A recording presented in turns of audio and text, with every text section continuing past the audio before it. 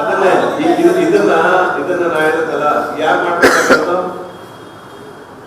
ಉನ್ನತ ಶಿಕ್ಷಣ ಸಚಿವರ ಕೆಳಗಡೆ ತಾನೇ ಬರೋಂಥದ್ದು. ನಮ್ದೇ ಇತ್ತು, ನಾವು ಮಾಡಿದೀವಲ್ಲ, ಅದಕ್ಕೋಸ್ಕರ ತಡೆ ಹಿಡಿದಿದ್ದಾಗ ಹಲವಾರು ದೂರ ಶಿಕ್ಷಣದ್ದು ನಾನು ಅದೊಂದು ಹೇಳಿಲ್ಲ, ಅದೇ ಒಂದ್ ದಿವಸ ಹೇಳೋದಿದೆ. ದೂರ ಶಿಕ್ಷಣದ ಡಿಸ್ಟೆನ್ಸ್ ಎಜುಕೇಶನ್ ನಮ್ಮ ಹತ್ರ ಇದೆ, ಪೂರ್ತಿ ಡೀಟೇಲ್ಸ್ ಇದೆ ಏನೇನಾಗಿದೆ ಅಂತ. ನಾವು ಅದನ್ನ ತಗೊಂಡೋಗಿ ರಾಜ್ಯಪಾಲರಿಗೆ ಕೊಟ್ಟಿದ್ದೀವಿ, ನಮ್ಮ ಮಿನಿಸ್ಟ್ರಿಗೂ ಕೊಟ್ಟಿದ್ದೀವಿ. ಅದು ತನಿಖೆ ಆಗ್ತಾ ಇದೆ, ನಾವು ಬಿಡೋದಿಲ್ಲ ಅದನ್ನ. ಈಗಲೂ ಕೂಡ ನೀವು ಬಿಟ್ರೆ ಅವ್ರು ಮಾಡಿದಾರೆ ಅಂತ ಇವ್ರು ತಿನ್ನೋದು ಇದನ್ನೇ ಆಗ್ತಾ ಹೋದ್ರೆ ಈ ಉನ್ನತ ಶಿಕ್ಷಣ ಸಚಿವಾಲಯ ಏನಕ್ಕಿರೋದು, ಇದನ್ನೆಲ್ಲ ನಿಯಂತ್ರಣ ಆಗ್ಬೇಕಾಗಿರೋದು ಅವ್ರು ತಾನೆ. ಸ್ಮಾರ್ಟ್ ಕ್ಲಾಸ್ ಇದು ಈಗ ತನಿಖೆ ಆಗ್ತಾ ಇದೆ, ಸುಮಾರು ಸಿಕ್ಕಾಕೊಂಡಿದ್ದಾರೆ. ಅವ್ರಿಗೆ ಯಾರ್ಯಾರಿಗೆ ನೋಟಿಸ್ಗಳನ್ನ ಕೊಟ್ಟಿದ್ದಾರೆ ಅವ್ರದ್ದೆಲ್ಲ ಈಗ ತನಿಖಾ ಇದರೊಳಗಡೆ ವರದಿಯಲ್ಲಿ ಆಗ್ತಾ ಇದೆ. ಸದ್ಯದ್ರೊಳಗೆ ಅದಕ್ಕೆ ತಾರ್ಕಿಕ ಅಂತ ಹೋಗುತ್ತೆ. ಜಿಲ್ಲಾಧ್ಯಕ್ಷರ ನೇಮಕದಲ್ಲಿ ಅಪಸರ ನಿಮ್ಮ ನಾಯಕರಿಂದಲೇ ಅಪಸರ. ಕರ್ನಾಟಕದಲ್ಲಿ ಒಟ್ಟು ಸಂಘಟನಾತ್ಮಕ ಜಿಲ್ಲೆಗಳು ಒಟ್ಟು 39.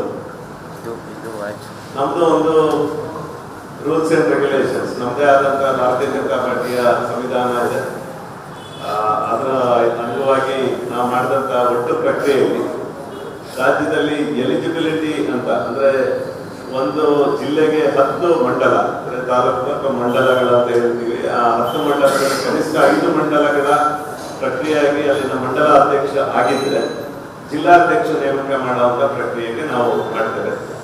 ಹಾಗಾಗಿ ಇಡೀ ರಾಜ್ಯದಲ್ಲಿ 23 ಜಿಲ್ಲೆಗೆ ಎಲಿಜಿಬಿಲಿಟಿ ಸಿಕ್ಕಿ 23 ಜಿಲ್ಲೆಯ ಜಿಲ್ಲಾಧ್ಯಕ್ಷರ ಪ್ರಕ್ರಿಯೆ ಮುಗಿದು ನಿನ್ನೆ 23 ಜಿಲ್ಲೆಯ ಒಂದು ರೀತಿಯಾದಂತಹ ಚುನಾವಣಾ ಟೋಟಲ್ ಆಕ್ಟಿವಿಟಿ ಅಂದ್ರೆ ಜಿಲ್ಲಾಧ್ಯಕ್ಷರ ನೇಮಕನ ಬಹಳ ಪಾರದರ್ಶಕವಾಗಿ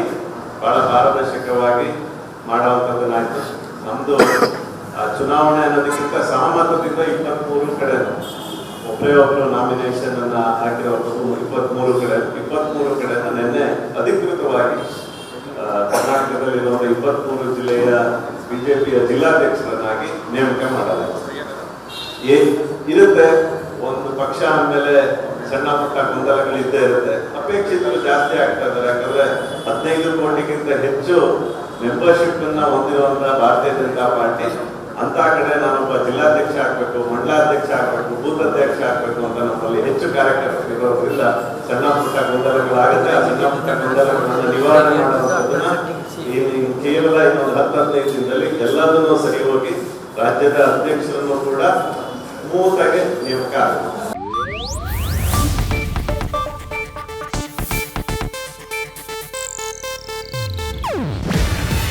ಇದು ಏಷ್ಯಾನೆಟ್ ನ್ಯೂಸ್ ನೆಟ್ವರ್ಕ್ ಪ್ರಸ್ತುತಿ. ನೀವು ನೋಡ್ತಿದ್ದೀರಾ ಏಷ್ಯಾನೆಟ್ ಸುವರ್ಣ ನ್ಯೂಸ್.